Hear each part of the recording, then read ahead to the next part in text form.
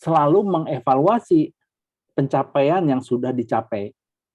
Ya, apakah pencapaiannya sudah sesuai nggak dengan harapan yang akan nanti dicapai pada 5 tahun yang akan datang. Kalau tidak sesuai, artinya harus diperbaiki. Terus harus diperbaiki untuk menjadi lebih baik lagi.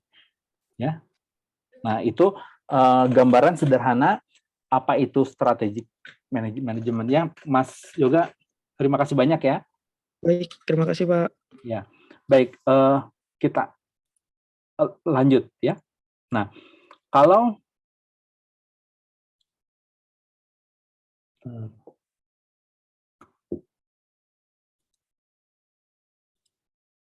ya, nah, manajemen strategi itu apa sih ya? Manajemen strategi adalah kumpulan keputusan dan tindakan yang menghasilkan perumusan, implementasi rencana yang dirancang untuk mencapai tujuan perusahaan. Ya, kalau yang barusan saya sampaikan ke Mas Yoga, tujuan Mas Yoga itu ingin membuat kantor akuntan publik sendiri. Nah, untuk mencapai itu, maka apa yang harus dilakukan? Harus merumuskan bagaimana caranya bisa mencapai itu. Akhirnya dirumuskanlah masuk S1, terus nanti akan ngambil S2, terus nantinya akan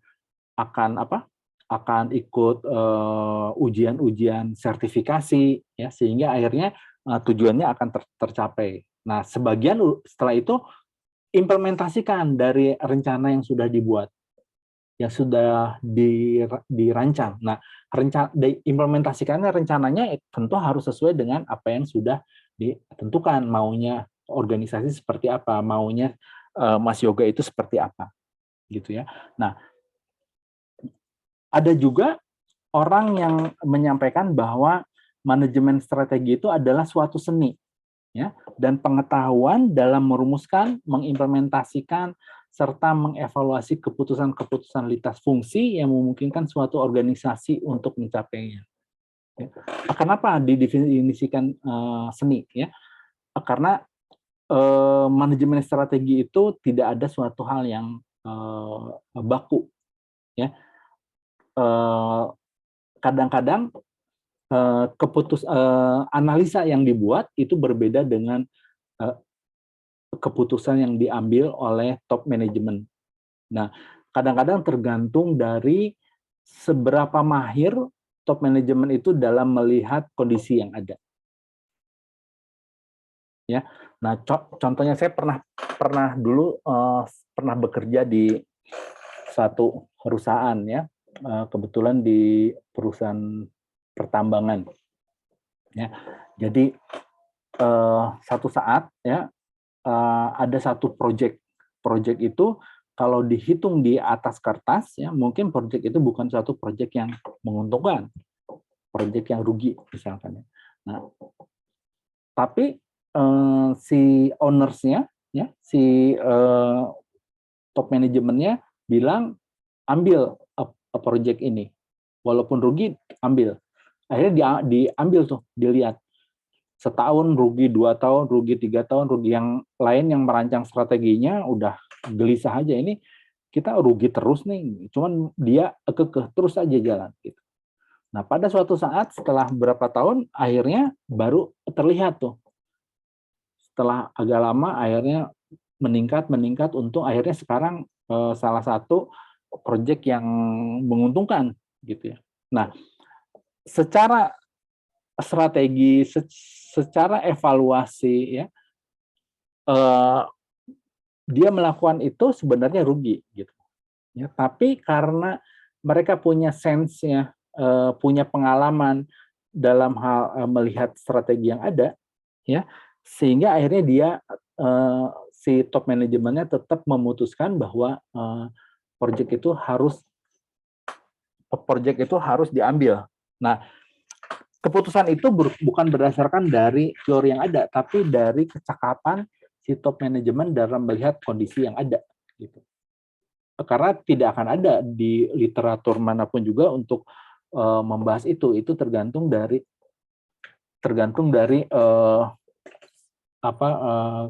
keahlian atau kejelian seorang pengambil keputusan dalam melihat kondisi yang ada, gitu, ya.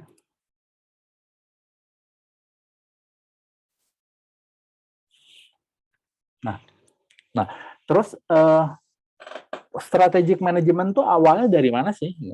Ya, kalau kita lihat perkembangannya, awalnya manajemen strategi itu bermula dari perencanaan keuangan, ya. Jadi orang-orang, saya minum dulu ya.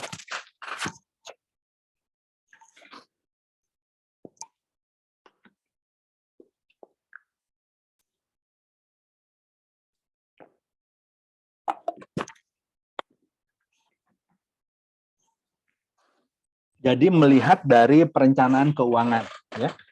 Jadi orang-orang pertama yang lihat perencanaan anggaran keuangan itu sangat penting, ya. Jadi awalnya mereka hanya merencanakan perencanaan anggaran untuk tahun yang akan datang.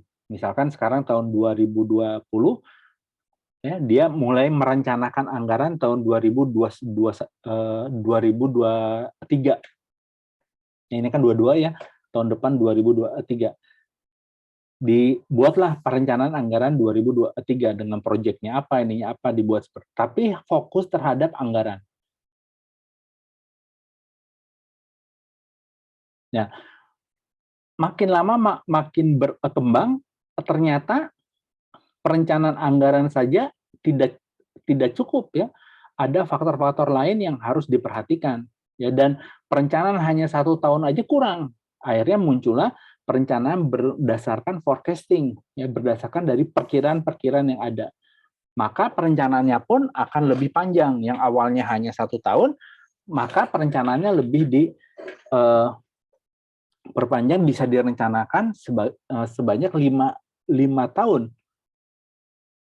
Ya, sehingga dengan 5 tahun ini mereka bisa memproyeksikan mana-mana proyek-proyek yang membutuhkan waktu yang lama, sehingga itulah mulai diperkirakan membuat perencanaan selama 5 tahun. Ya, perencanaan di sini tidak hanya perencanaan terhadap keuangan, perencanaan terhadap produksi dan lain sebagainya. Nah, biasanya yang mengerjakan perencanaan ini itu adalah para manajer. Ya, para manajer mengumpulkan data-data semuanya, maka dia membuatlah perencanaan 5 tahun, dan yang membutuhkan waktu yang cukup panjang untuk membuat perencanaan itu, gitu, ya. Nah, terus berkembang lagi perencanaan berorientasi secara eksternal. Nah, akhirnya berkembang lagi. Nah, sekarang periode ketiga ini mereka sadar perencanaan ini membutuhkan waktu yang lama. Kalau kita mengerjakan perencanaan, nanti kegiatan produksinya terabaikan. Maka pada periode ketiga ini sudah mulai ada bagian yang khusus menangani tentang perencanaan. Ya, tugasnya apa? Tugasnya itu mengembangkan rencana strategis. Jadi dia sudah mulai mengembangkan, ada divisi khusus atau ada departemen khusus yang kerjaannya betul-betul merencanakan strategis, ya.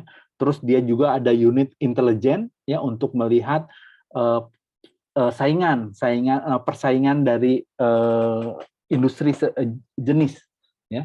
Jadi dia bisa lihat, terus dia juga sudah mulai melakukan evaluasi dan adanya perubahan strategi yang ada yang disebabkan oleh adanya faktor dari luar misalkan, ya. Nah, sudah mulai dibuat seperti itu.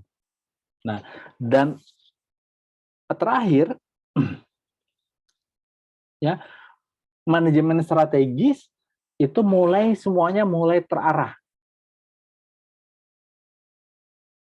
Ya. Jadi mulai ada, ininya harusnya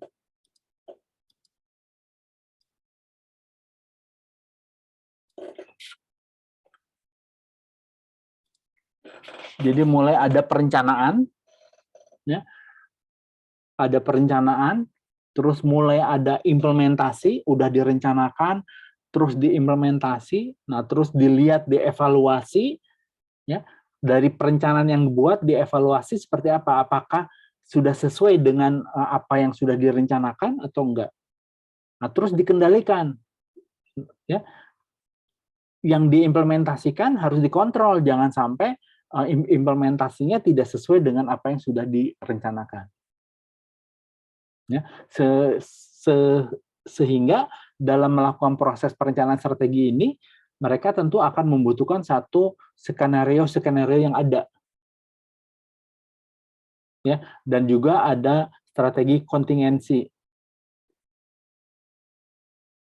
Ya, jadi strategi kontingensi itu misalkan kalau menjalankan strategi ini, strategi A, kalau ada masalah kita harus ada backup untuk strategi B misalkan, gitu.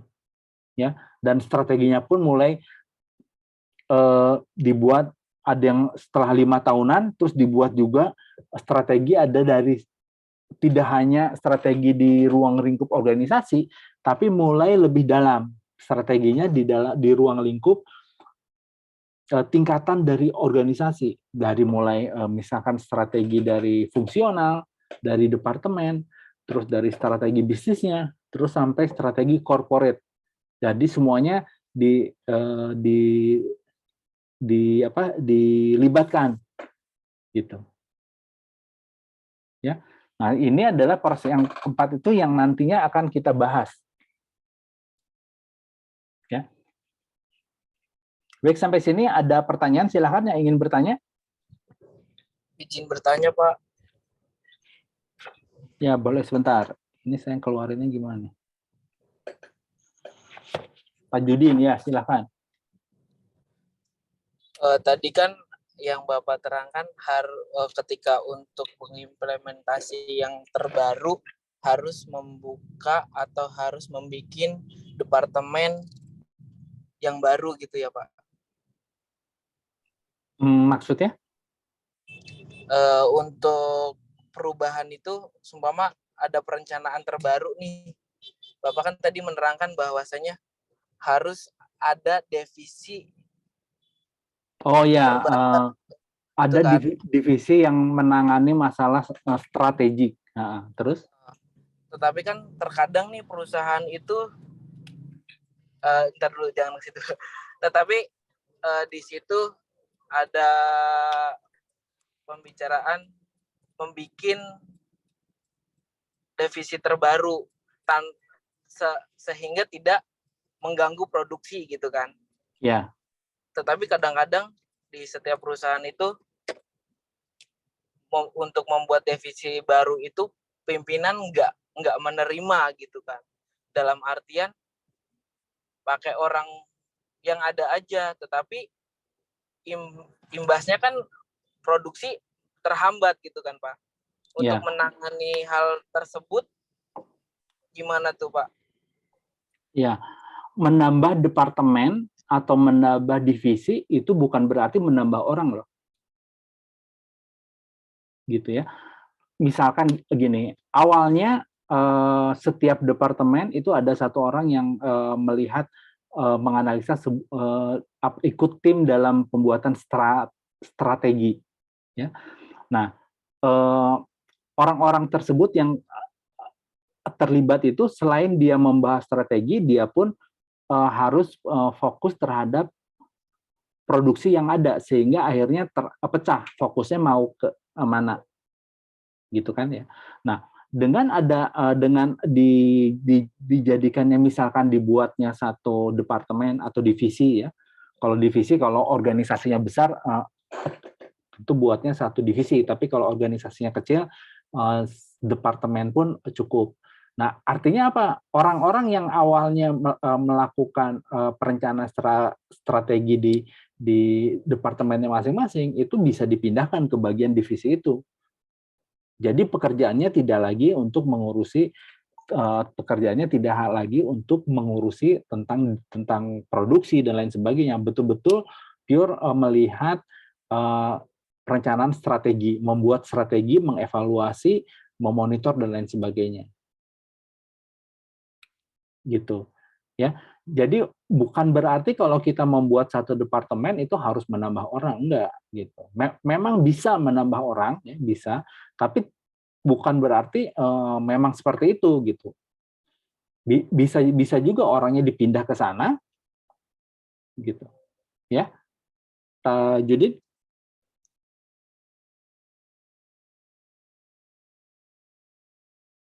ingin ditambahkan? Terima kasih, Pak. Ya, oke. Yang lainnya silahkan ingin bertanya.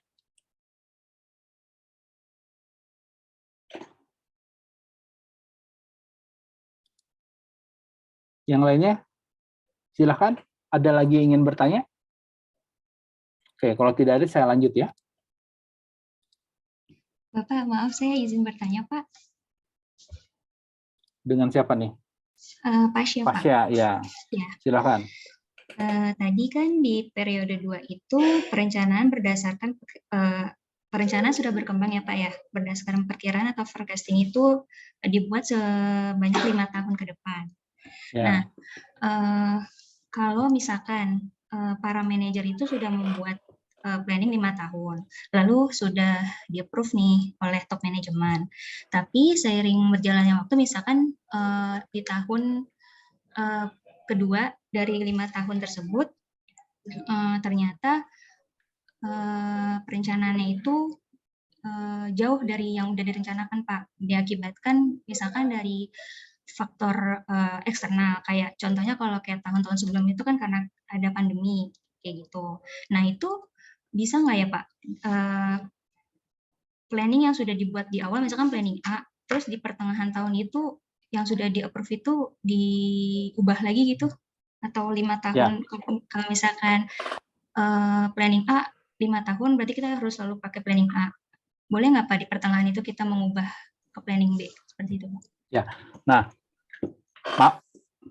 makanya dalam proses periode 2 ini ya, mereka hanya perkiraan forecasting, ya. Nah, kalau mereka hasilnya tidak sesuai dengan perkiraan yang ada, itu mereka akan bingung nih, mereka harus seperti apa, gitu ya. Makanya akhirnya saat ini yang kita gunakan adalah manajemen strategis ini, ya. Selain mereka merencanakan program 5 tahunan jangka panjang, ya, mereka pun akan melaksanakan, mana ya, di sini ada kok.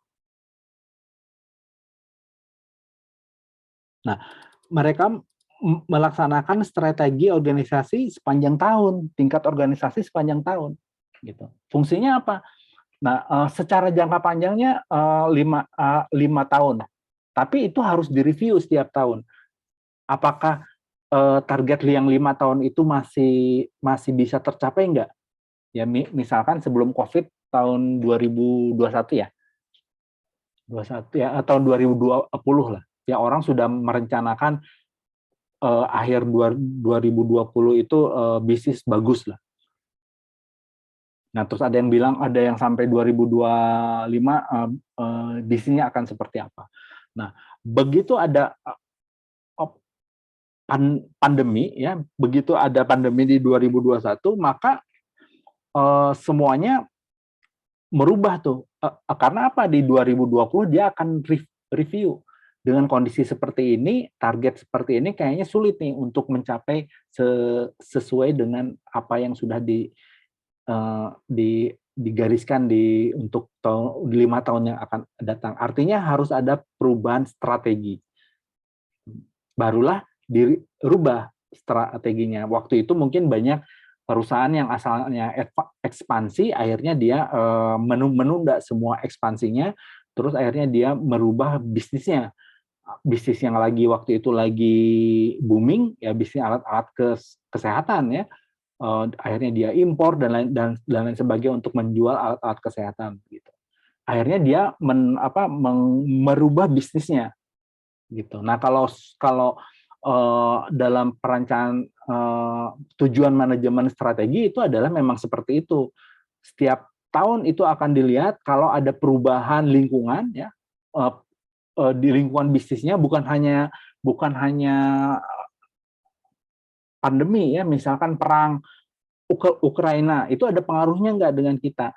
Terus misalkan selain perang, misalkan ada kebijakan perusahaan, kebijakan pemerintah, ada pengaruhnya nggak? Nah, itu semua dilihat. Kalau itu ada pengaruhnya, artinya strategi harus dirubah, maka dipikirkan lagi itu. Strateginya harus dirubah seperti apa, sehingga tujuannya bisa tetap tercapai. Nah, strategi yang sudah ada ini harus cepat bisa dirubah. Gitu. Ya, Mbak Pasya? Ya, baik, Pak. Ya, sudah Baik, paham ya? Pak. Paham, Pak. Terima kasih ya, Pak. Ya. Baik, ada lagi, silakan. Jam berapa ya? Jam 19. Oke, baik. Saya lanjut ya. Nah, manfaatnya apa sih manajemen strategi ini? Nah, dengan adanya manajemen strategi, maka apa? Visi yang jelas tentang strategi perusahaan. Ya. Jadi dengan manajemen strategi ini jelas tuh perusahaan 5 tahun yang akan datang mau seperti apa. Ya, 10 tahun lagi perusahaannya mau seperti apa. Akan jelas dengan adanya strategi ini. Nah, terus yang kedua itu fokus yang lebih tajam dalam pada hal penting secara strategis. Ya, kalau kita barusan dengan Mas Rahmat ya, yang barusan ini ya, untuk mencapai membuat biro konsultan, ya, caranya banyak. Ya, ada A, B, C, D dan E dan lain sebagainya. Nah, dengan rencana strategis ini itu dikerucutan mana yang betul-betul penting untuk bisa tercapai dengan apa yang sudah dibuat.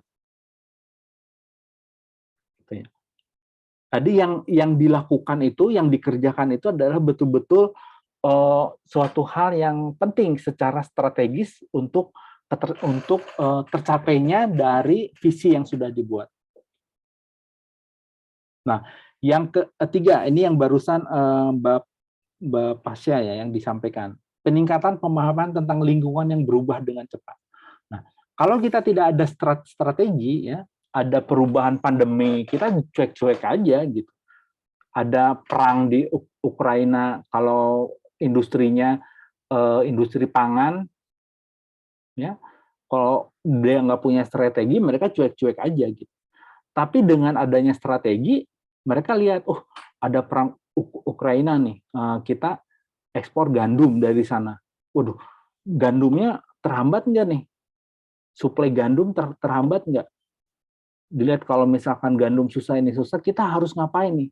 Apa yang harus kita lakukan? Kita cari supplier lain atau seperti apa? Jadi langsung aware apa yang harus dilakukan. Gitu. Ya. Nah, selanjutnya ya, McKinsey pun mencoba untuk melihat manfaat dari manajemen strategi ini. Ya, dia melakukan survei terhadap 200 eksekutif. Ya, dia menemukan bahwa proses perencanaan strategi meningkatkan kepuasan menyeluruh dengan mengembangkan strategi agar efektif. Manajemen strategi tidak selalu harus menjadi proses formal, itu bisa mulai dengan beberapa pertanyaan sederhana. Ya, jadi dalam strategi itu yang pertama yang harus dilakukan apa? Dilihat untuk membuat satu strategi ya, kita lihat di mana organisasi kita sekarang. Ya, kalau barusan Mas Rahmat bilang saat ini saya seperti apa nih? Posisi saya start untuk bisa membuat biro konsultan itu seperti apa? Apa yang sudah saya punya? Nah, setelah itu didefinisikan, terus dilihat untuk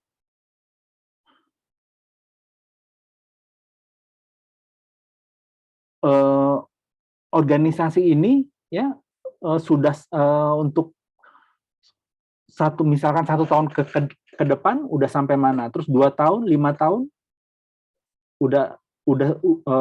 udah sampai mana nih? Gitu ya.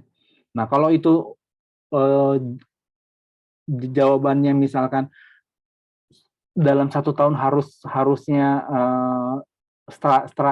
harusnya bisa tercapai misalkan ya dalam 3 tahun misalkan ya S1-nya sudah lulus ya, ternyata dalam 3 tahun masih belum lulus. Kenapa tuh sebabnya? Gitu. Terus tindakan spesifik apa yang harus dilakukan agar itu bisa tercapai? Terus kalau itu tidak terlaksana, resikonya apa? Siapa saja yang terlibat? Nah, dari pertanyaan-pertanyaan sederhana ini maka akan kita bisa menjabarkan strategi apa yang harus dilakukan. Gitu.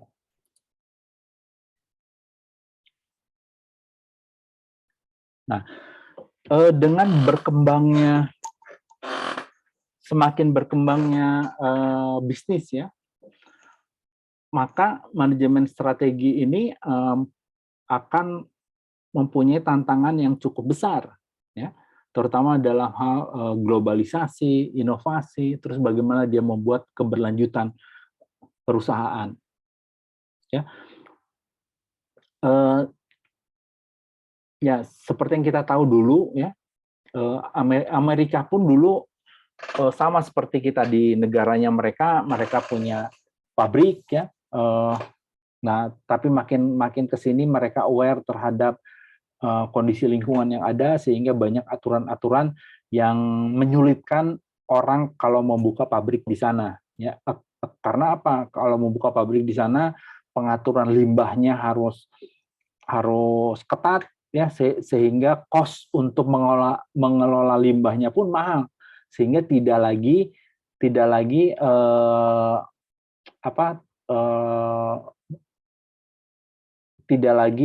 bagus untuk bisnis, ya. Nah,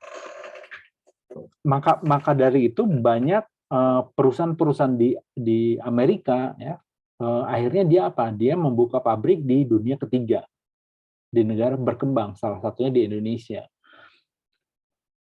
Kenapa? Karena di Indonesia kita tahu bahwa regulasinya sudah mulai ramah bagi mereka.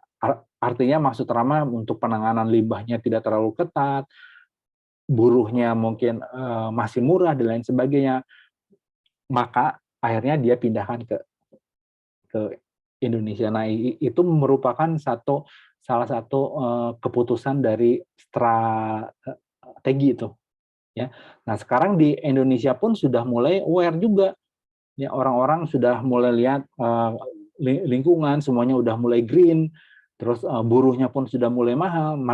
Mereka lihat lagi, kalau di Indonesia terus keuntungan yang mereka dapatkan akan kecil, terus akan banyak masalah, berbenturan masalah dengan regulator misalkan. Akhirnya apa? Dicarilah negara lain. Ternyata ada negara Vietnam yang bisa lebih menarik, buruhnya lebih murah, etos kerjanya mungkin lebih baik juga, ya. Terus persyaratan dari lingkungannya akan semakin mudah. Akhirnya berbondong-bondong semuanya pindah ke sana, gitu. Ya, itu salah satu keputusan strategi yang dibuat. Nanti apalagi nggak tahu nih, gitu. Ya. Nah, terus juga adanya dampak globalisasi, ya. Dengan globalisasi ini, ya, masing-masing perusahaan bisa memasukkan semua barangnya, tinggal bersaing aja di suatu negara, ya. Dengan dampaknya globalisasi ini, maka perusahaan harus lebih cermat, ya, memasuki sebuah pasar agar jangan pasarnya itu diambil oleh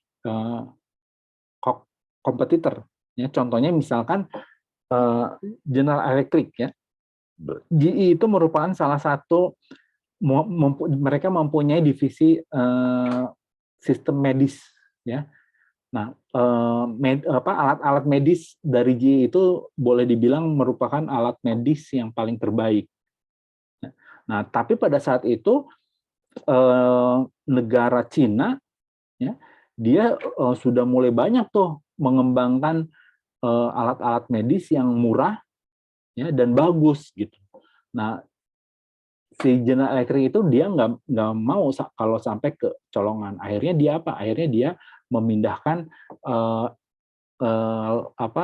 research and development-nya, ya, laboratorium penelitiannya salah satunya dipindahkan ke Jepang, ke Cina. Dari Jepang pindahkan ke Cina. Tujuannya apa? Biar dia bisa mempelajari apa sih sebenarnya yang dibutuhkan oleh negara berkembang. Apakah mereka membutuhkan alat-alat yang mahal, yang canggih, atau seperti apa? Sehingga apa? General Electric dia bisa membuat satu alat yang memang alat itu dibutuhkan oleh negara-negara berkembang. Gitu. Ya. Jadi dampak globalisasi itu karena semuanya bisa masuk, si organisasi harus pinter-pinter nih, dia harus bisa melihat pangsa pasar di masing-masing negara, gitu. Ya. Nah, terus ada juga dampak dari inovasi, ya.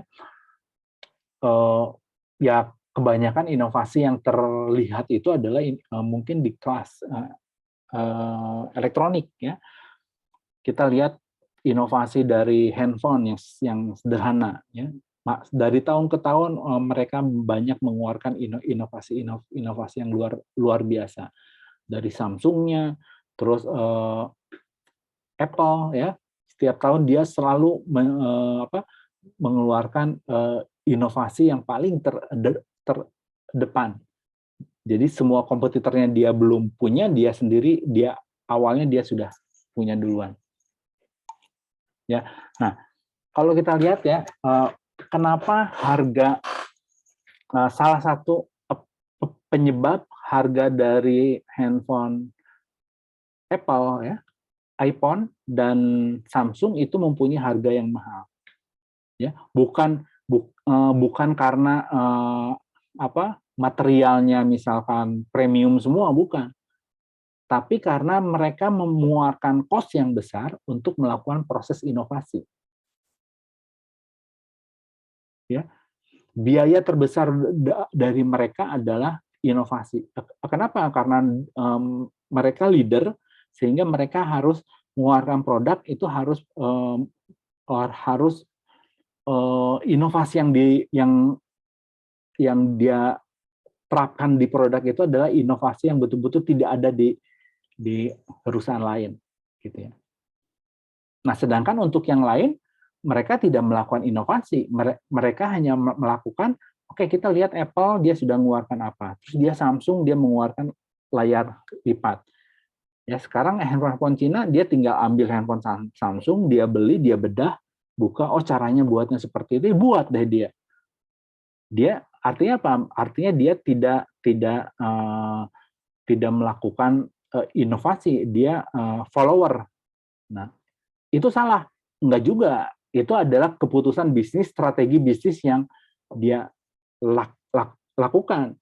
Kenapa? Karena dia ingin menciptakan satu barang yang murah, tapi kualitasnya sama dengan Samsung. Barang yang murah, tapi kualitasnya sama dengan Apple. Gitu. Ya.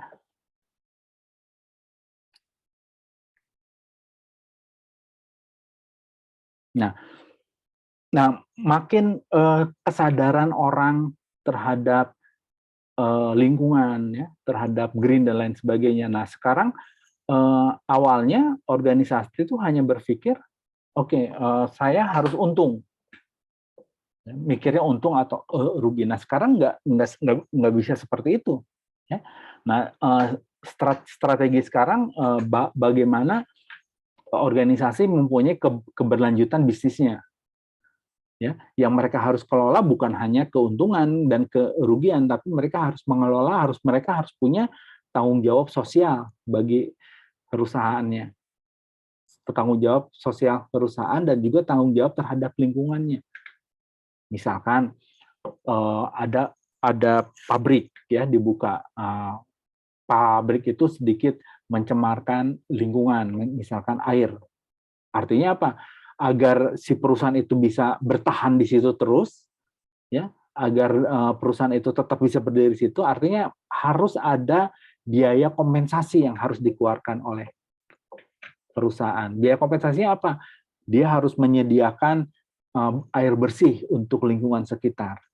Dia harus menyekolahkan anak-anak yang ada di lingkungan sekitar agar anak-anaknya cerdas, misalkan. Nah, itu salah satu strategi yang dilakukan oleh perusahaan agar bisnis yang dia lakukan itu tetap bisa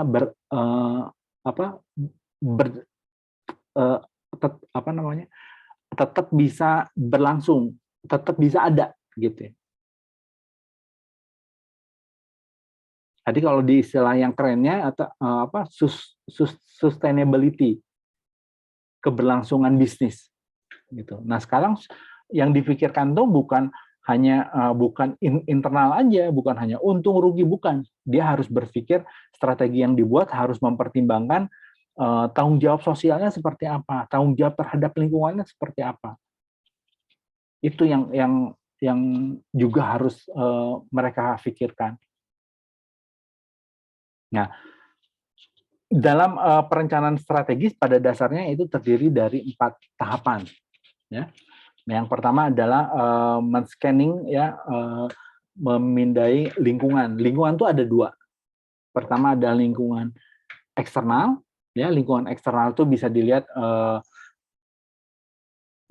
demografi, terus politik, ya, aturan-aturan, regulasi, terus bisa juga kondisi dari bisnis. Nah, itu lingkungan luar. Dan juga dari internal. Dari internal itu kemampuan dari organisasi itu sendiri. Ya. Dia punya sumber dayanya seperti apa, dia punya finansialnya seperti apa, waktu dia nantinya waktu dia mau menjalankan strategi tentu harus ada kebutuhan finansial, ya. Misalkan mereka akan melaksanakan strategi promosi, ya. Promosi tentu akan menggunakan uang banyak, gitu, karena dia harus mengenalkan produk baru dia kepada seluruh konsumen yang ada. Ya, contoh yang paling simpel misalkan Gojek lah, ya. Kalau kita lihat di berita-berita, ya, di keuntungan Gojek tahun 2022 tuh, ya, itu sangat santer sekali bahwa Gojek sampai sekarang ternyata masih rugi. Ya. Jadi yang kita nikmati sampai sekarang itu adalah harga subsidi yang diberikan oleh Gojek. Jadi setiap harinya dia minta investor masuk, setelah dapat uang dia membagi-bagikan, kalau istilah bisnis itu bilangnya membakar uang yang ada, ya. Tujuannya apa? Tujuannya agar membuat ketergantungan dari si penggunanya. Nah, sekarang kan sudah mulai nih. Kalau kemana-mana sudah terbiasa Gojek atau Grab, ya, semuanya pakai aplikasi. Kalau mau beli makanan semua aplikasi. Nah, sehingga pada satu saat mungkin nanti harganya akan makin mahal, akhirnya akan ada keseimbangan, ya. Akhirnya mereka Gojeknya akan mulai meraih keuntungan dan servis yang diberikan pun bukan lagi suatu servis yang murah, gitu. Tapi karena pelan-pelan mereka melakukan penyesuaian, akhirnya itu semua tidak terlihat, ya. Coba sekarang kalian lihat kalau misalkan kalian membeli di order makanan, pasti ada service fee, ya, pelayanan jasa fee layanan, walaupun 1.000, 2.000 misalnya. Kalau di Tokopedia tuh ada 1.000 tuh yang biaya layanan. Nanti makin lama mungkin akan semakin besar sehingga seiring dengan ketergantungan kita terhadap aplikasi-aplikasi itu, gitu, ya. Nah, terus kalau kita sudah melihat lingkungan kita, eksternal internalnya ada, terus maka dilakukanlah perumusan strategi, ya. Dirumuskanlah kita ini sebenarnya mau ngapain sih, organisasi ini mau menerapkan strategi apa sih, macam-macam. Nanti ada ada strategi bertahan, ada strategi menyerang, ada strategi penggabungan ya, kayak GoTo ya, Gojek dan Tokopedia itu dia menggunakan strategi merger gitu, macam-macam, tergantung dari scanning yang dilakukan ya, pemindaian lingkungan yang dilakukan. Nah, setelah diformulasikan strateginya, maka strateginya dilaksanakan, diimplementasikan. Nah, setelah diimplementasikan, maka akan dilakukanlah evaluasi dan kontrol. Dari setiap strategi yang ada, dilihat apakah yang implementasi yang dilakukan sudah sesuai belum. Kalau sudah sesuai, oke, terus jalan. Tapi kalau tidak sesuai, artinya harus dievaluasi lagi, salahnya apa, dan diperbaiki. Ya, makanya dari sini kalau kita lihat ya, siklusnya ada siklus panah ke bawah, itu bisa masuk ke scanningnya, atau bisa masuk strateginya salah, atau implementasi yang salah, ya, atau waktu menganalisa lingkungannya yang salah. Bisa seperti itu. Ya. Baik, sampai di sini ada yang ingin bertanya, silakan.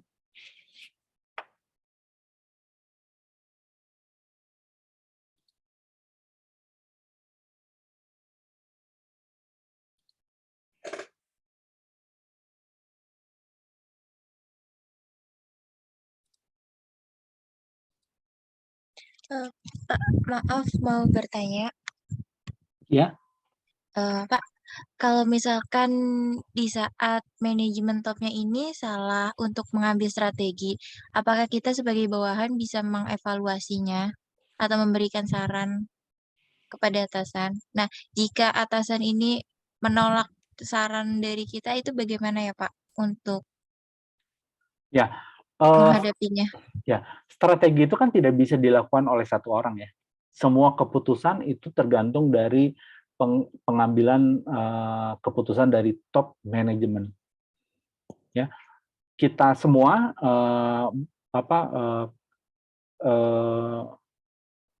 yang bertugas untuk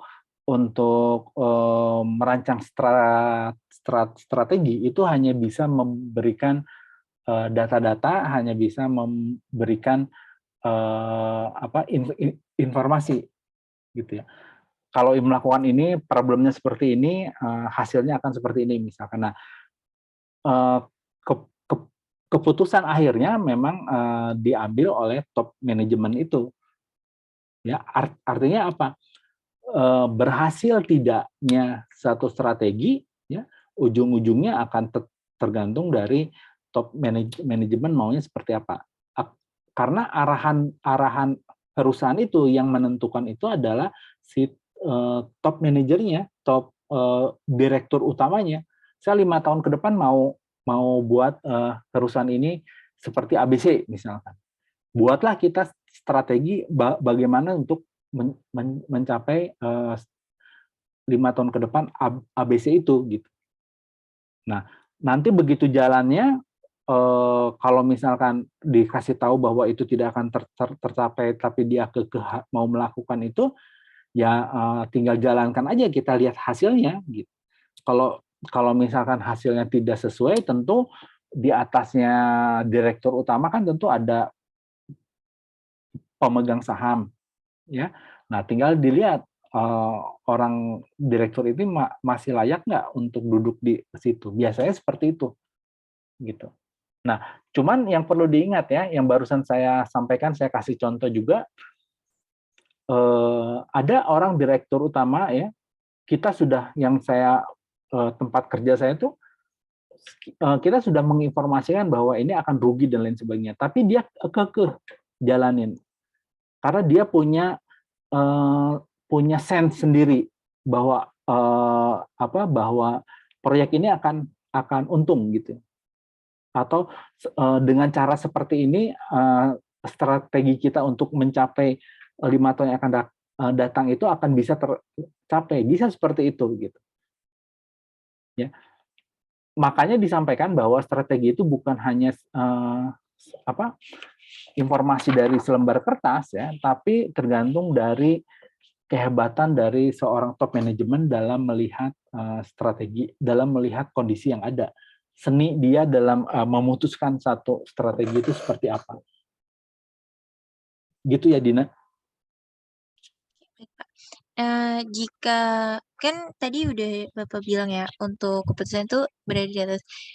Nah, kalau untuk top manajemennya aja ini cuek, Pak, ke bawahannya gitu, kayak apa ya, kayak nggak kurang peduli dengan lingkungan sekitarnya, itu bagaimana, Pak? Ya, artinya ya dia kan diawasi oleh pemegang saham ya kan. Strategi itu akan direview setiap setahun sekali ya. Ada yang orang setahun sekali, ada yang 6 bulan sekali. Itu akan dilihat kan. Kalau misalkan target 1 tahun harus mencapai ini, tapi aktualnya nggak mencapai, tentu akan dievaluasi. Yang salahnya apa nih? Yang salahnya sistemnya atau orangnya gitu. Kalau yang salahnya orangnya, artinya orangnya menurut saya kalau cara yang seperti itu orangnya akan diganti. Banyak kok yang seperti itu gitu. Kalau kalian lihat misalkan kalian kenal handphone BlackBerry nggak? Nol, Pak. Kenal ya, sempat pakai kan? Sempat pakai, Pak. Ya, dengan handphone BlackBerry yang dulu sampai terkenalnya ya, si penciptanya sendiri dia akhirnya terdepak di perusahaannya sendiri, dia dikeluarkan. Kenapa? Karena dia tidak bisa menjalankan strateginya agar BlackBerry tetap eksis. Kenapa dia seperti itu? Karena mungkin dia abai ya, dia lihat dengan perkembangannya Android yang sudah mulai maju, tapi dia cuek. Nggak mungkin Android bisa mengalahkan BlackBerry gitu loh. Tapi makin lama Android makin besar, si yang punyanya itu baru sadar, waduh, ternyata pangsa pasarnya mulai tergerus nih. Nah, dia baru sadar, dia berusaha untuk melawan itu, ternyata sudah terlanjur besar. Akhirnya si BlackBerry-nya si yang punyanya, yang menciptakan BlackBerry itu ya, yang punya perusahaannya akhirnya didepak, dikeluarkan, diganti dengan orang dari Cina kalau nggak salah ya. Itu pun gagal, akhirnya dijual semua, aset-asetnya semua dijual, gitu. Ya, nah, gitu Mbak Dina ya. Ya, baik, Pak. Ya. Terima kasih, Pak. Ya, baik. Ada lagi, silakan.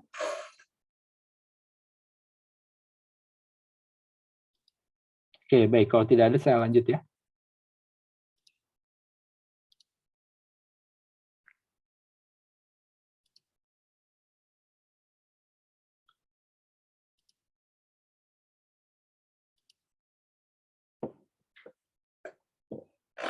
Tapi ini jam berapa ya? Harus jam 8 ya. Oke. Nah ini adalah model manajemen strategi yang nanti akan dibahas. Ya, kalau kita bicara lingkungan scanning, ya, scanning memindai lingkungan, itu ada 2, eksternal dan internal. Ya, kalau dari eksternal itu dari luar organisasi, ya bisa dari sumber daya yang ada, iklim, ada dari sosial, ya, dari lingkungannya, dari industri analisanya, ya. Terus kalau dari internal di sini lebih cenderung ke arah struktur organisasi, budaya dari perusahaannya, ada sumber daya yang dimilikinya seperti apa gitu ya. Nah, terus itu masuk ke formulasi, bagaimana dia memformulasikan sebuah strategi ya, mulai dari visi misi, terus tujuannya, objektifnya, terus strategi, terus kebijakan-kebijakan yang diambil seperti apa, di situ baru dilanjutkan ke implementasi. ya. Implementasinya yang berpikir apa, program implementasinya apa, terus tentu budget ya yang paling penting. Dalam implementasi tentu akan membutuhkan uang. Nah, itu yang harus dibuat. Terus ada prosedur-prosedur dari penjabaran dari kebijakan yang ada, dari policy yang ada. Nah, setelah ini akan menghasilkan performance. Ya, performanya bagus nggak, sesuai nggak dengan yang diharapkan. Aktual result, ya, hasil dari aktualnya seperti apa. Kalau tidak sesuai, maka harus di feedback nih. Yang salahnya apa? Apakah kita di awal waktu kita melakukan scanningnya salah, apa kita membuat strateginya salah, atau pada saat implementasi yang salah. Nah, itu harus dianalisa sehingga akhirnya aktual dari resultnya harus sesuai dengan planning yang sudah direncanakan, gitu ya. Nah, ini contohnya environmental scanning ya. Saya lebih suka ngomong scanning ya daripada pemindaian, kayaknya asing gitu ya. Ya, environment scanning ya, ada sosial, lingkungan sosial ya, social culture-nya, ada ekonomi, terus lihat politiknya seperti apa, terus teknologi yang ada seperti apa, itu sebagai pertimbangan kita pada saat menentukan strateginya gimana. Terus ada lingkungan di industrinya ya, di industri pesaingnya ya. Ada supplier, perusahaan, terus ada pemerintahan, ya, ada customer, kreditor, ya, dan lain sebagainya. Yang terakhir adalah internalnya, internal di organisasi itu sendiri. Ya. Struktur organisasinya sudah benar belum? Perlu ada perubahan strukturnya enggak? Terus budaya dari organisasinya gimana? Terus sumber daya yang ada di organisasinya seperti apa? Ya, itu semua bisa dipertimbangkan untuk melakukan perencanaan strategi. Nah,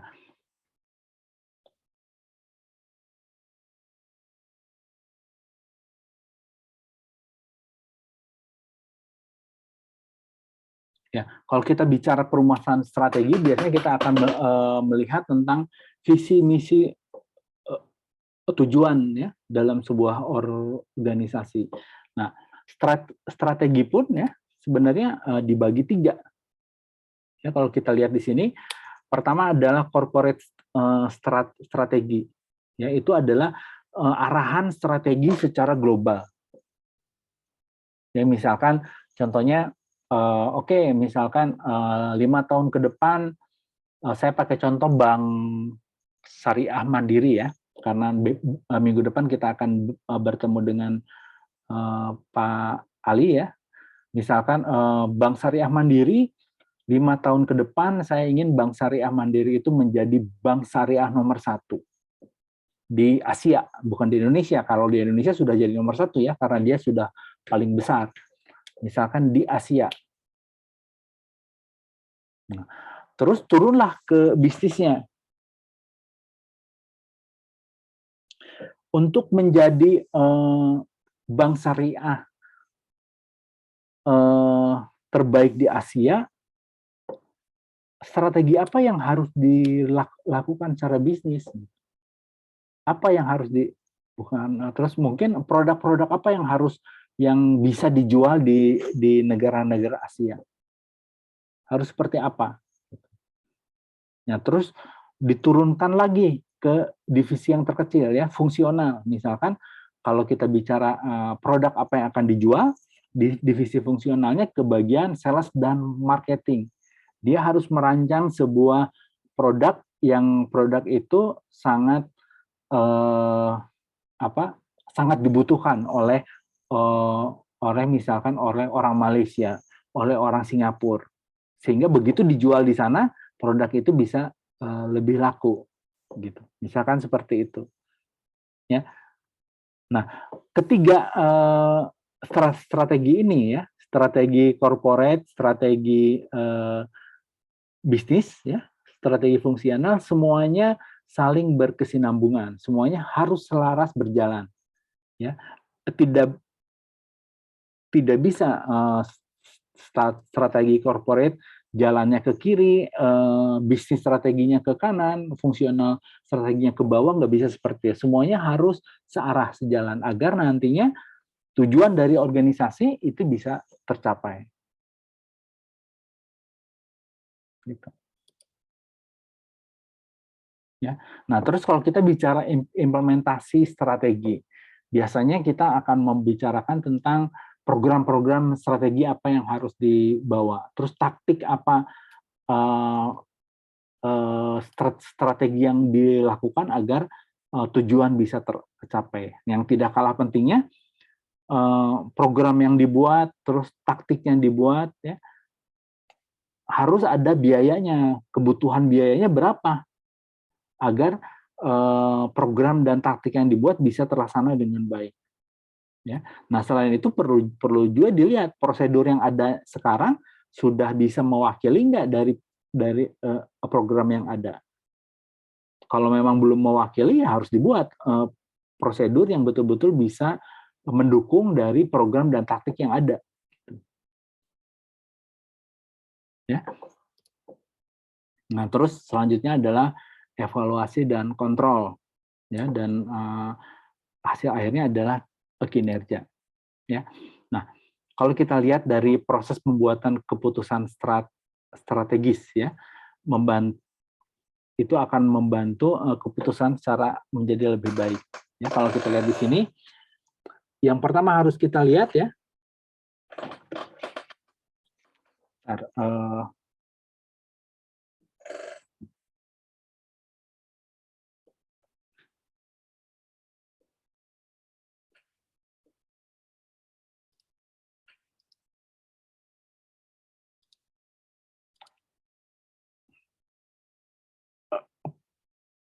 panah mouse saya kelihatan nggak ya? Kelihatan, Pak. Kelihatan nggak? Kelihatan ya, oke. Ya, kalau kita lihat, ya, kita akan pertama adalah evaluasi dari kinerja yang ada. Nah, sebelum kita membuat strategi, ya, pertama yang harus kita ketahui, kinerja kita saat ini tuh seperti apa sih? Sehingga nantinya bisa menentukan untuk 5 tahun ke depan kinerjanya harus seperti apa. Ya, misalkan yang sekarang si kinerjanya A, 5 tahun ke depan harus ada A++ dong, gitu. Ya, sehingga perlu juga pertama dievaluasi dulu kinerja yang ada. Nah, terus dilihat, dievaluasi dulu visi misi yang ada. Nah, ini semua dievaluasi dengan direview. Yang melakukan review adalah top management dan board of director. Dilihat nih ini. Ya. Nah, setelah ini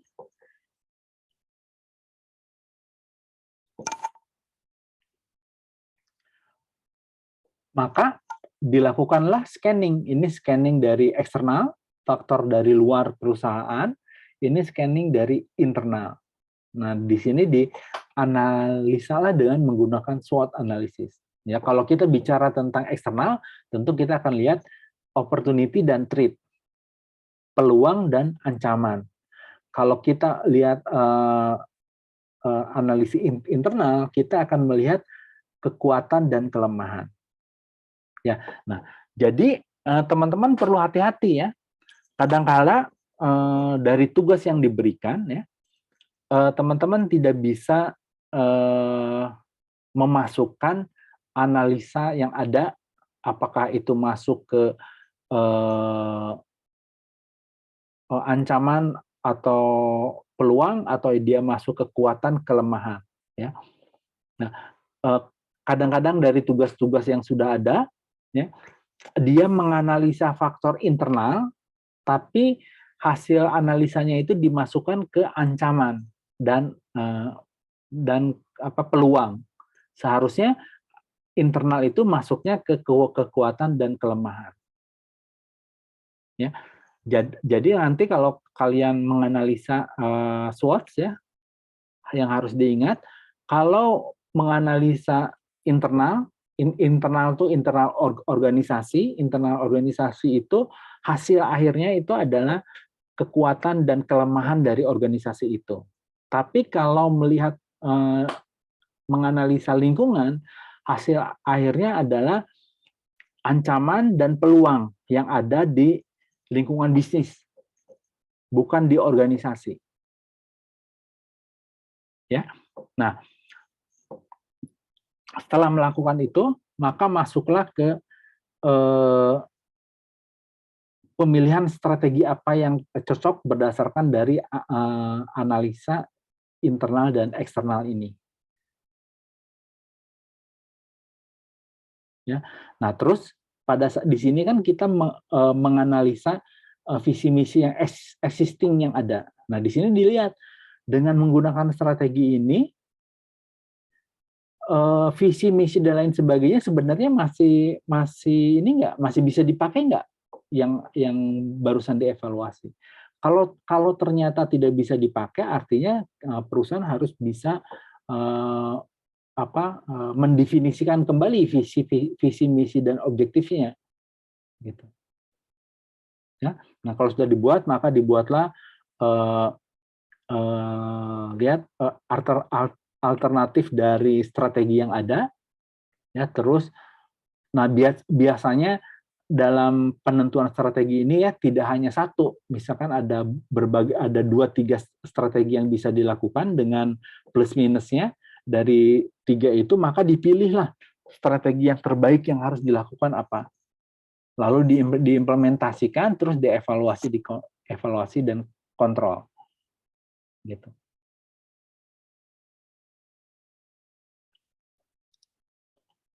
Ya, baik. Sampai di sini ada yang ingin bertanya, silakan.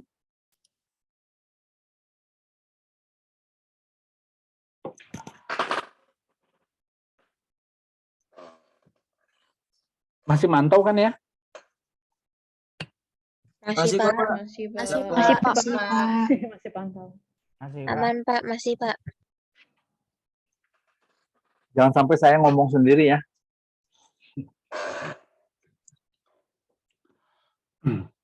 Saya kemarin banyak ngobrol sama teman-teman dosen ya. Tapi untung saya tidak pernah mengalami di kelas saya, gitu. Curhatannya mereka, saya tidak suka Pak kalau kelas online. Kenapa? Karena kadang kala saya senewan sendiri gitu. Saya sekarang kadang-kadang saya suka ngetes. Ada siswa saya tanya, misalnya si Badu, coba jawab pertanyaan saya. Badu berapa kali sampai nada saya sampai tinggi Pak. Badu katanya gitu. Saya sampai kesal sendiri Pak katanya. Sampai gitu saya bilang, udah sampai gitu ya. Untung saya bilang, untung di kelas saya selama saya ngajar online saya tidak pernah mengalami itu ya. Ya beruntung lah gitu. Makanya sebenarnya dosen-dosen itu saat ini sebenarnya lebih menyukai offline ya. Dengan offline mereka akan lebih mudah untuk melihat ekspresi kalian gitu ya. Apakah kalian paham atau kalian bingung atau apa, itu akan bisa lebih diamati gitu. Ya itu intermezzo aja cerita.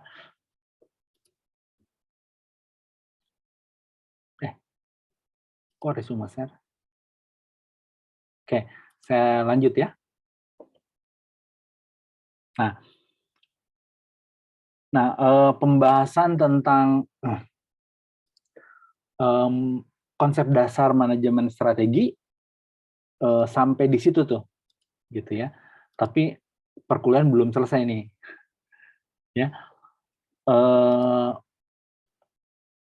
Intinya seperti itu, bagaimana merencanakan, bagaimana mengimplementasikan, bagaimana mengontrol, gitu ya. Nah, untuk pemilihan strateginya nanti dalam perjalanannya akan kita bahas. Nah, tapi ada beberapa istilah-istilah yang nanti akan banyak sekali disebutkan. Ya. Jadi istilah-istilah ini harus kalian ketahui ya, harus kalian pahami sehingga nanti dalam perkuliahan Kalau misalkan saya menyebut competitive advantage, artinya semua sudah paham competitive advantage itu seperti apa, gitu ya. Ya. Nah, competitive advantage itu adalah segala sesuatu yang dapat dilakukan dengan jauh lebih baik oleh sebuah perusahaan dibandingkan dengan saingannya. Ya. Jadi sesuatu yang dibuat jauh lebih baik daripada pesaing yang ada.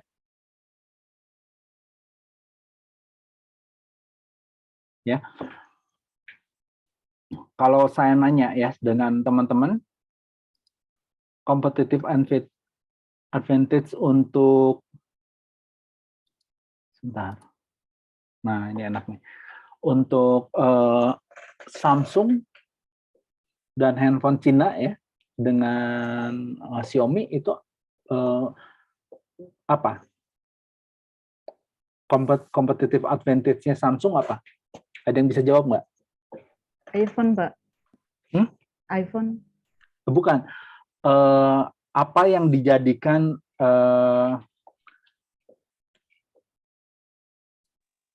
Saya Pak, boleh jawab Pak? Iya. bentar. Saya jelaskan ulang ya. Apa yang dijadikan sesuatu yang dilakukan dengan jauh lebih baik ya dari perusahaan lain dalam hal apanya? Ya, Samsung dan Xiaomi misalkan. Ada yang bisa bantu jawab? Saya Pak, Siapa? Rahmat. Arif. Ya. Ya, silakan. Kalau Samsung menurut saya itu Pak,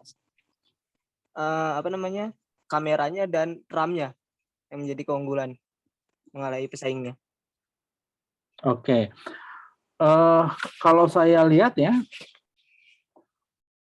kamera saya kira banyak handphone lain yang bisa menyamai kamera Samsung ya. Contohnya sekarang Xiaomi dia pakai kameranya Leica. Leica itu kan lensa yang paling termahal tuh, gitu. Artinya keunggulan Samsung sebetulnya bukan itu, gitu ya.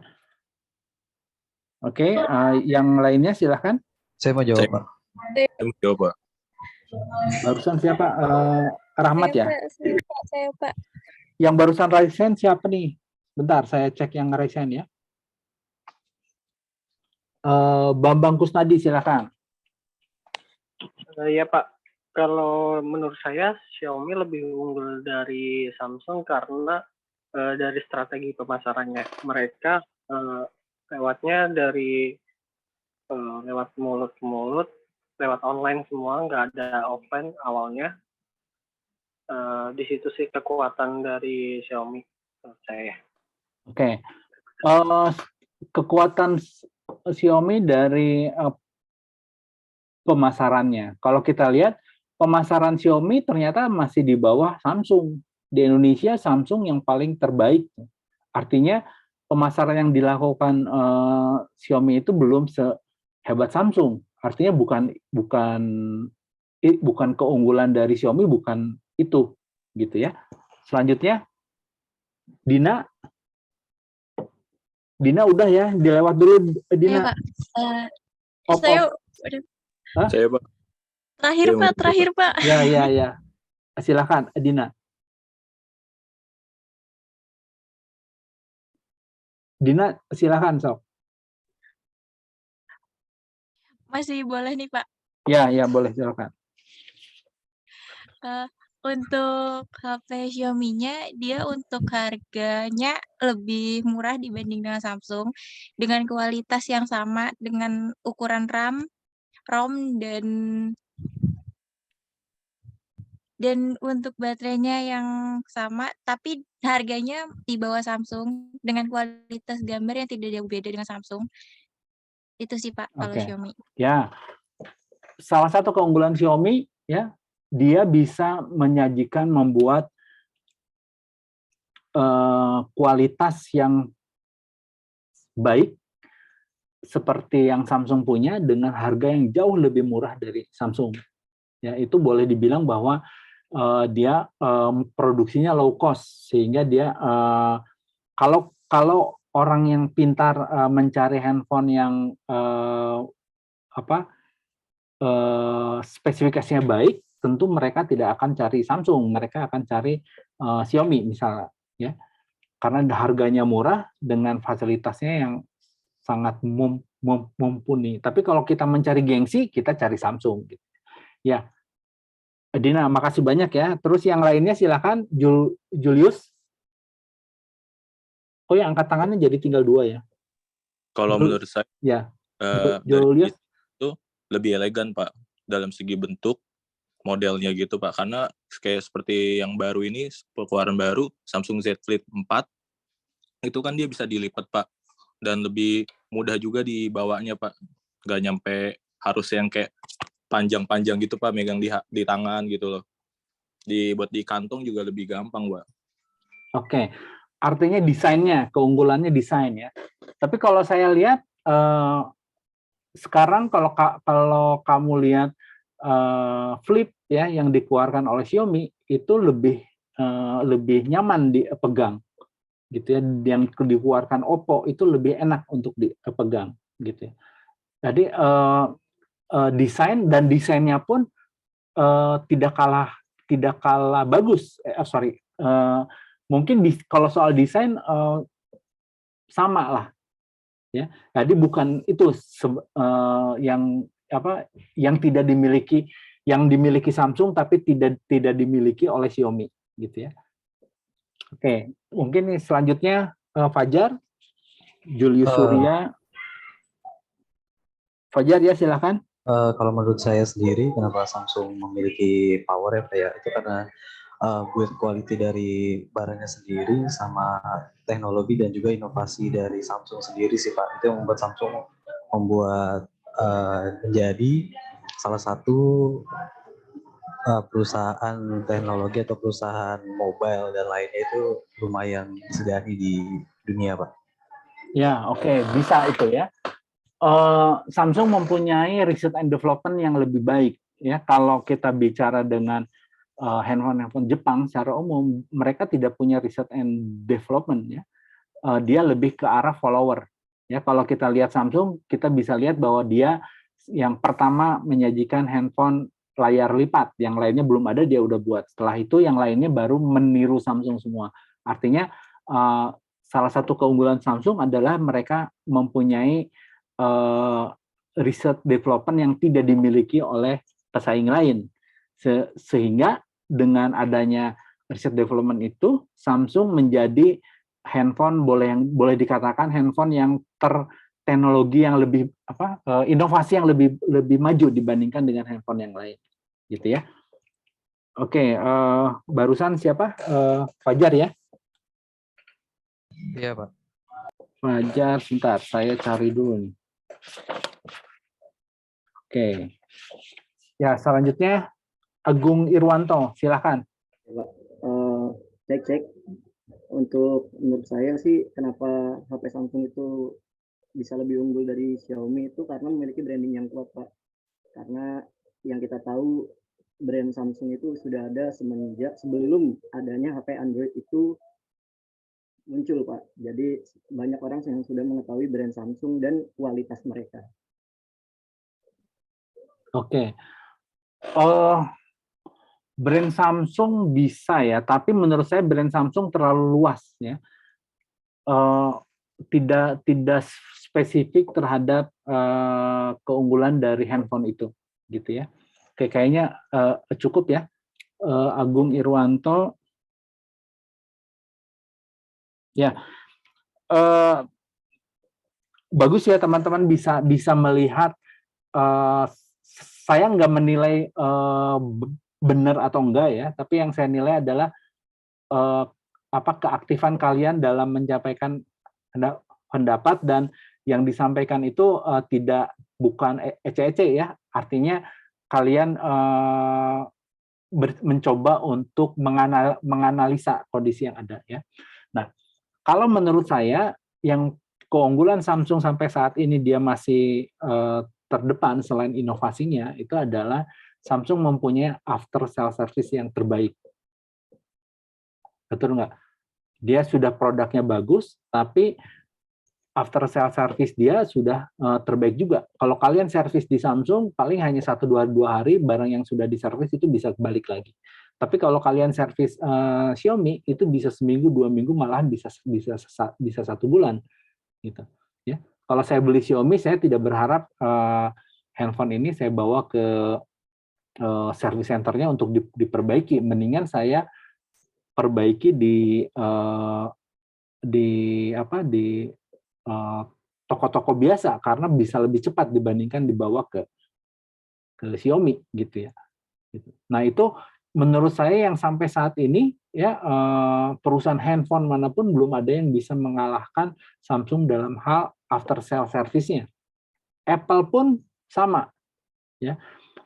Saya dulu pernah memperbaiki Apple MacBook saya ya di Apple itu bisa sampai 1 bulan karena dia harus ngambil barang dari Singapura terus di shipment ke sini lewat laut ya, itu biayanya berapa tuh? Jaraknya kan jauh, jadi bisa 1 bulan akhirnya sampai. Nah, sedangkan Samsung dia mungkin bisa berani untuk nyetok barang sehingga kalau ada masalah dia bisa langsung di replace, gitu. Ya, oke ya. Baik, saya lanjut ya. Nah, itu kalau kita bicara competitive advantage ya. Jadi kita lihatnya apa yang dimiliki oleh satu organisasi ya, tapi itu tidak dimiliki oleh perusahaan lain, oleh organisasi lain. Gitu ya.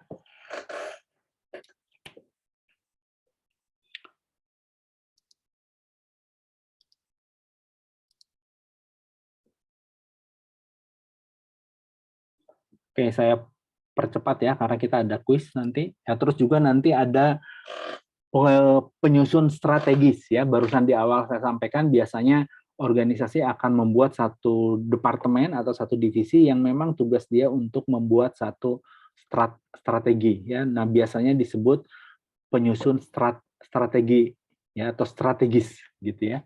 Nah, terus juga ada juga ini udah double ya. Terus ada juga adanya peluang dan ancaman ya. Nanti kita akan banyak sekali mendengar peluang dan ancaman ya, opportunity dan threat ya. Pada dasarnya itu adalah bagaimana caranya mengambil keuntungan dari peluang yang ada dan menghindari atau mengurangi pengaruh dari ancaman dari faktor eksternal yang ada. Nah, intinya ini dilakukan pada saat kita melakukan analisis lingkungan. Terus juga ada namanya melihat dari strength weakness ya. Kalau lihat strength weakness kita akan berbicara tentang praktek manajemen dari salah satu organisasi, terus kita lihat pemasarannya seperti apa, keuangannya gimana, produksinya, lead banknya, sistem informasinya, ya semua aspek yang ada di organisasi sampai ke sumber daya manusianya. Ya. Nah, terus dalam menyusun strategi pun biasanya dibagi dalam beberapa skenario. Ya, pertama adalah strategi jangka panjang, biasanya 5 tahun. Ya. Nah, setelah strategi jangka panjang 5 tahun, maka strategi itu akhirnya dipecah-pecah. Ya, dipecah-pecah menjadi tahunan. Ya, tapi kalau fungsinya apa? Biar strateginya bisa dimonitor dengan jelas.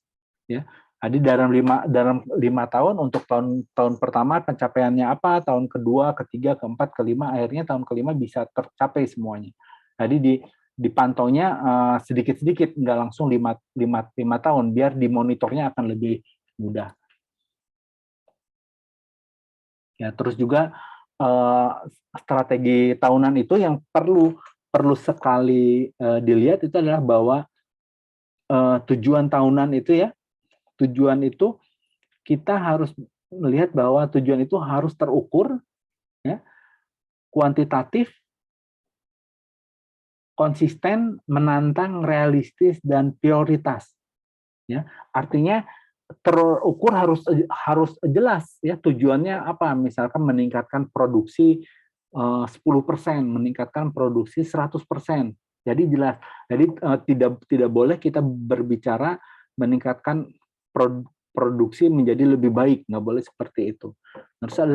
Harus kuantitatif.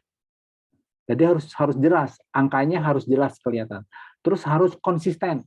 Jangan hari ini meningkatkan 200, minggu depan meningkatkan 150, minggu depannya lagi jadi 300, jangan seperti itu.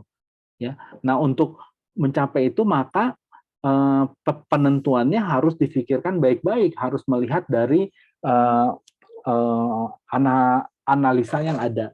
Bisa nggak tujuan itu bisa tercapai, gitu ya. Nah, tujuan juga harus menantang, artinya menantang itu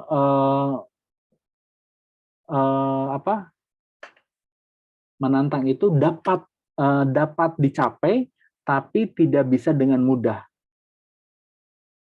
Ya, kalau tujuannya muluk-muluk kan pakai aja yang misalkan menaikkan 4 kali lipat gitu. Nah, cuman 4 kali lipat itu secara kemampuan perusahaan mungkin nggak gitu. Kalau nggak mungkin artinya tujuan itu bukan menantang tapi malah muluk-muluk gitu ya. Terus harus realistis, ya, realistis dengan melihat kondisi dari organisasi yang ada. Ya, kalau orangnya terbatas, mesinnya terbatas, ya jangan setting tujuan yang muluk-muluk lah gitu ya. Nah, terus dari sekian tujuan yang ada, apa yang diprioritaskan? Nah, itu yang harus didefinisikan. Nah, cara menetapkan tujuan itu harus bisa mengcover dari 6 kriteria ini, gitu, ya. Baik, nah terus yang tidak kalah pentingnya harus ada kebijakan, ya kebijakan dari organisasi, ya, dengan penetapan tujuan itu. Jadi organisasi harus seperti apa, itu harus disampaikan di sini, gitu. Ya, oke, baik. Ada pertanyaan?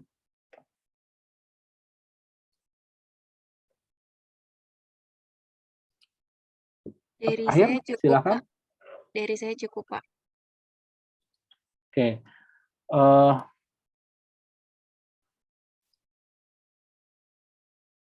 Oke, teman-teman tolong isi absen ya.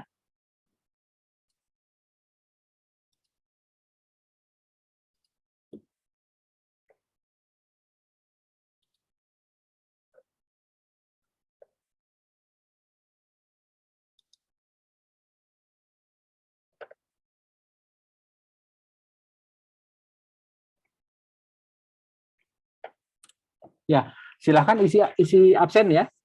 Itu linknya sudah ada. Silahkan diisi. Saya minta teman-teman buat grup, buat kelompok ya. Ini kan ada sekitar 40 orang ya. Mungkin buat 4 kelompok lah, jangan terlalu banyak. Ya, nanti 4 kelompok itu yang akan membahas tentang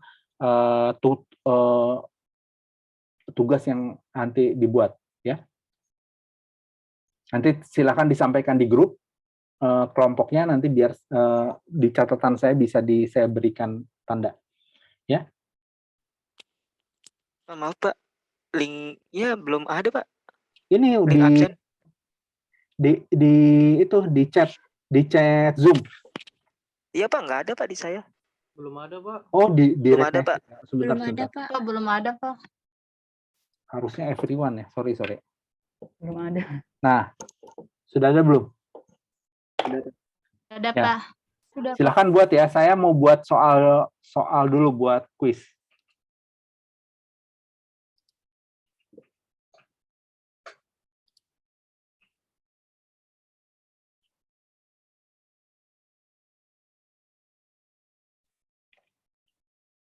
Silakan absennya diisi.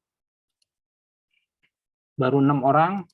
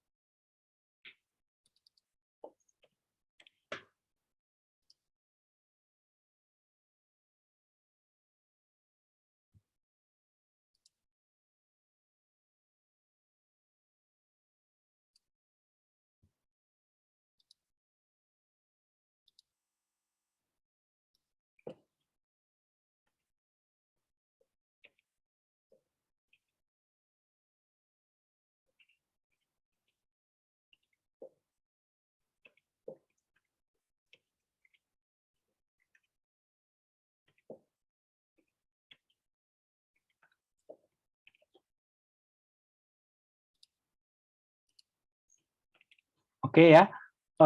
Soalnya sudah ada ya. Yang perlu diingat teman-teman, ini soal saya simpen di ujian ya.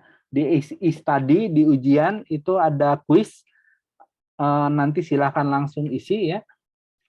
Durasi, ntar saya ini aja, saya share.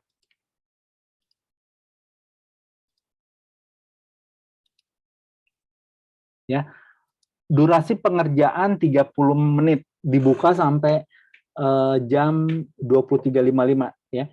Jadi silakan teman-teman cari waktu yang tepat untuk mengerjakan. Soalnya simpel, nggak membutuhkan pemikiran yang banyak lah. Saran saya kalian baca dulu dari materi yang sudah diberikan ya. Setelah itu kalian buka sehingga kalian bisa langsung mengetik di study. Ya, saya kira 30 menit cukup ya, tidak perlu panjang, yang jelas jawabannya singkat, padat, dan benar, dan sesuai. Ya. Oke, ya saya lihat absensinya, baru 38 yang lainnya.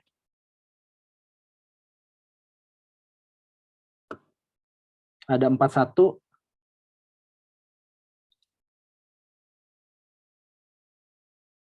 Maaf mau tanya, ini di study-nya nggak ada gimana ya Pak?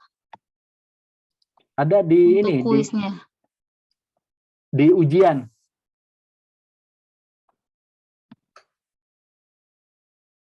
Udah Pak, udah ke ujian tapi nggak ada. Teman yang lain lihat, coba ada nggak ya? Sudah ada Pak di Ini Pak. study Ada saya. Pak. Ada Pak. Di ujian. Ada Pak. Ada kan ya? Ya, mungkin Oke. belum di-refresh dia. Harus di-refresh dulu sih biasanya kalau gitu. Ya, coba di-refresh ya. Iya baik Pak. Oke ya, Makasih, Pak. ini ya baik.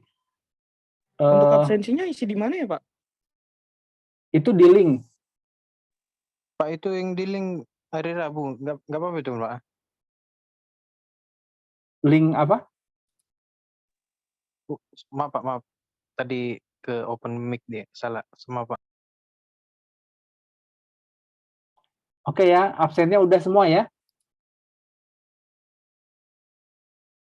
Saya di study-nya belum ada ya Pak.